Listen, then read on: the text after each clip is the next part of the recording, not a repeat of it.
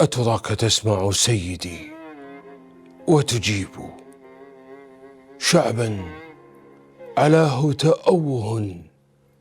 ونحيب فقدا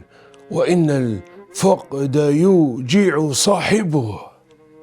إن كان من فقد الغداة نجيب فالناس شتى والرجال قلائل إن حمت الهيجة وقل مجيب أزف الفراق فكان فقدك بغتة يا موت لا أهلا ولا ترحيب نواف قد فجعت بموتك أمة ينتابها التصديق والتكذيب إن كان موت الناسكين مسلما فالله يجزي ناسكا ويثيب